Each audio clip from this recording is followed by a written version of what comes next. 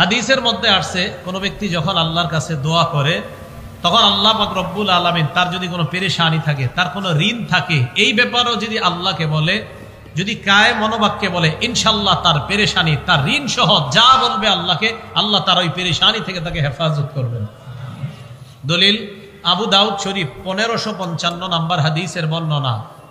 আন আবি সাঈদিন আল খুদরি রাদিয়াল্লাহু তাআলা আনহু قال আবু সাঈদ খুদরি রাদিয়াল্লাহু তাআলা আনহুর বর্ণনা, দাখালা রাসূলুল্লাহ সাল্লাল্লাহু আলাইহি ওয়াসাল্লাম ইয়াওমান আল মসজিদ, আল্লাহ নবী একদিন মসজিদে প্রবেশ করলেন। নবীজি মসজিদে প্রবেশ করার পর ফাইদা হুয়া বিরাজুলিন মিনাল আনসার ইউকালু লাহু আবু উমামা রাদিয়াল্লাহু তাআলা আন, হঠাৎ আল্লাহ নবী দেখলেন নবীর সাহাবা আবু উমামা রাদিয়াল্লাহু তাআলা আন মসজিদে বসা। নবীজি আবু উমামাকে বললেন, ইয়া আবা উমামা, ও আবু উমামা, মালি আরাকা জালিসান ফিল মসজিদি ফি গায়রি ওয়াক্তিস সালাহ।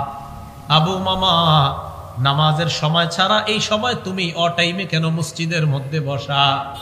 এটা তো নামাজের সময় না, এখন মসজিদে কেন আসছো? এর মানে আমার নবীর সাহাবারা বিপদ আপদে পড়লে, পেরেশানিতে পড়লে মসজিদে দৌড়ায় যাইতেন।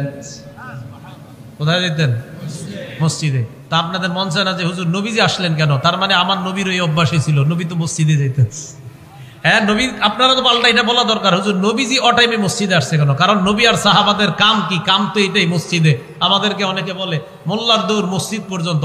আলহামদুলিল্লাহ, এটা কয় না যে সিনেমা হল পর্যন্ত, আমগো দৌড় মসজিদ পর্যন্তই।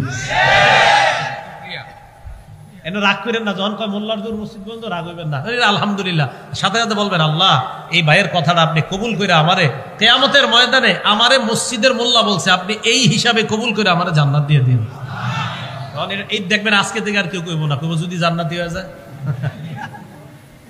রাসূল সাল্লাল্লাহু আলাইহি সাল্লাম মসজিদে, ওনার সাহাবা মসজিদে, নামাজের সময় ছাড়া। কি তুমি এখানে কেন?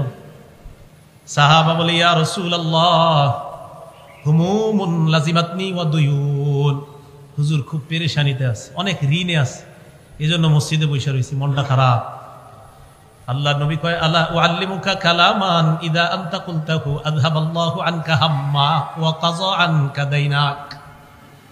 আমি কি তোমাকে এমন কিছু কথা শিখাইয়া দিব না, যে কথাটা যদি আল্লাহকে কায় মনোবাক্যে বলো, আশা করা যায় আল্লাহ তোমার পেরেশানি দূর করে দিবেন, তোমার ঋণ আদায়ের ব্যবস্থা আল্লাহ করে দিবেন।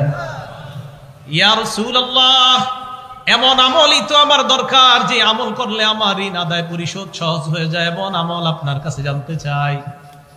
অনেকে ঋণ নিয়ে আবার ঋণ দিতে চায় না, ঠিক না? এটা আবার ঠিক না।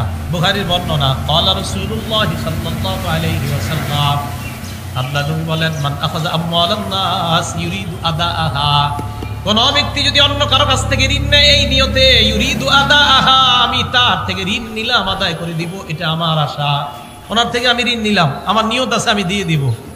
নবীজি বলেন, আদাল্লাহু আনহু, এই যে আমি ওনার থেকে ঋণ নিলাম, আমার আশা যেই কোনো মূল্যে আমি তার ঋণ পরিশোধ করব। আল্লাহ নবী বলেন, আল্লাহ যেই কোনো মূল্যে তোমাকে ঋণ আদায়ের ব্যবস্থা করে দিবেন। এটা বিশ্বাস রাখেন। নবীজি বলছেন, কেউ যদি কারো কাছ থেকে এই নিয়তে ঋণ নেয় যে আল্লাহ আমি তার ঋণটা যেই কোনো ভাবে হোক দিব, রাসূল সাল্লাল্লাহু আলাইহি সাল্লাম বলেন, অবশ্যই আল্লাহ পাক রব্বুল আলামিন তাকে ঋণ পরিশোধের ব্যবস্থা করে দিবেন। এই বিশ্বাস রাখা। তো রাসূল আকরাম সাল্লাল্লাহু আলাইহি সাল্লাম কয়, আমি তোমাকে এমন বাক্য শিখিয়ে দেই, যে বাক্যগুলা যখন তুমি বলবা, বলার পর আশা করা যায় আল্লাহ তোমার পেরেশানি দূর করে দিবেন, তোমার ঋণ আদায়ের ব্যবস্থা করে দিবেন।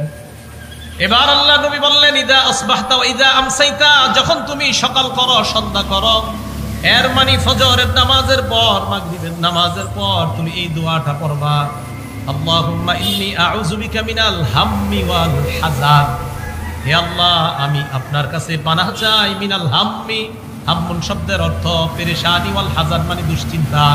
আল্লাহ আপনার কাছে আমি পেরেশানি এবং দুশ্চিন্তা থেকে পানাহ চাই, ওয়াল আজিজি ওয়াল কাসাল, অপারগতা এবং অলসতা থেকে আপনার কাছে পানাহ চাই, ওয়া আউযু বিকা মিনাল জুবনি ওয়াল বুখলি, কোন বর্ণনায় মিনাল বুখলি ওয়াল জুবনি, আল্লাহ ভীরুতা, কাপুরুষতা এবং কৃপণতা থেকে আপনার কাছে পানাহ চাই, ওয়া গলাবাতিদ দাইনি, আরেক বর্ণনায় ওয়া মিন গলাবাতিদ দাইন, ঋণের প্রাচুর্যতা, ঋণের আধিক্যতা থেকে আপনার কাছে পানাহ চাই।